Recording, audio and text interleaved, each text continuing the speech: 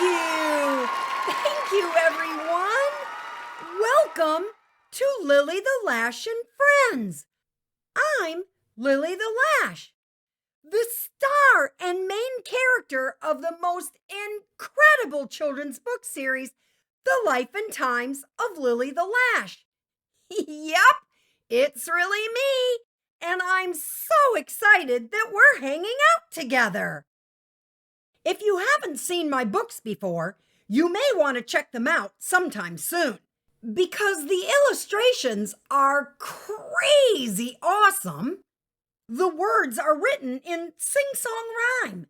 The stories and their characters are absolutely spectacular. And there are tons of free activities, including hidden stuff in each book. I am an eyelash fairy. I fly everywhere in order to teach everyone how to see the right way to handle sticky situations. I help them see the importance of good character traits and how having them can make you feel wonderful inside. I could tell you more, but I think you'll begin to understand about these character traits I've mentioned if I read to you this real live, true story that a friend recently sent me. Come along now as we explore our friend's story. This is from Trey. He's from North Carolina, and he's 8 years old. Trey writes, "Dear Lilly the Lash, I'm in 3rd grade. I like the school I go to, and I love my teacher and all my friends. At the beginning of the school year, a new boy moved into our city and started going to my school. Everyone was very nice to him, and he was nice sometimes too. But sometimes he would say mean things, like he would tell someone that they looked like a pig because they ate so fast. Or he'd make fun of the clothes they were wearing and say that they got them at the poor store. Then he'd laugh. Whenever someone asked why he said those things, he'd say, 'I'm just joking.' Well, one day he said something mean to someone on the playground.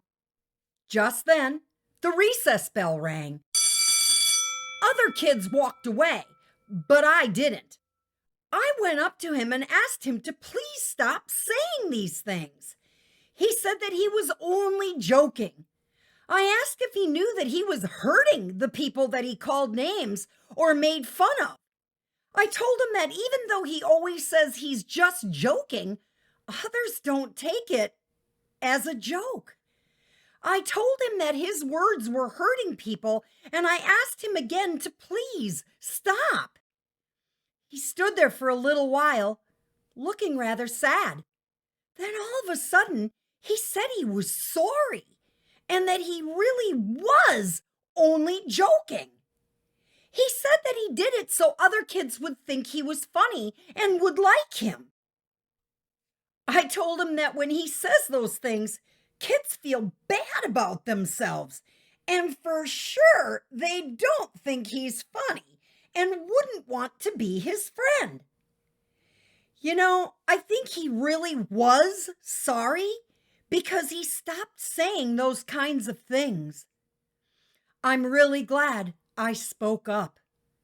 Your friend, Trey." Marvelous. Nothing short of marvelous. What can I say? To have something like this happen in your school, and then you take the opportunity to talk privately and kindly to that person about their behavior, well, it's just so terrific. Well done, Trey. You weren't forceful, you weren't mean, and you approached this student with kindness, even though you were asking him to stop saying mean things. I think it's really great that this student didn't walk away from you, but instead stood and listened to what you were saying. It makes me think that he really didn't understand how hurtful his words were to others around him. Sometimes people don't mean to be rude at all, and they just don't realize that their words are affecting others. They say things, but haven't really thought about them before saying them. That's why it's so very important for us to choose our words carefully and be aware of what we're saying. When we do that, it's called being mindful. We are using our mind to think about the feelings of other people. We are using our mind to think about how we might want someone to talk to us. We are using our mind to think things through a bit, to make sure that we're being kind, even if we have to talk to someone about something that's difficult or not very nice. I love to joke around. Joking around is all fine and dandy. But when we're joking around, it's key that we make sure our comments aren't going to be hurtful to others in any way. We might think that someone eating really fast does look rather funny, and it reminds us of a pig eating really fast. But if we say that to someone, and they weren't pretending to be a pig for a school play or something like that, then it would most certainly make them feel bad. And that's not funny at all. We all make mistakes. Saying the wrong thing can happen to anyone. All I'm saying is that if we think about things we say before we say them, we should be able to avoid a hurtful situation. A good rule of thumb is to ask yourself, would I want someone to say that to me?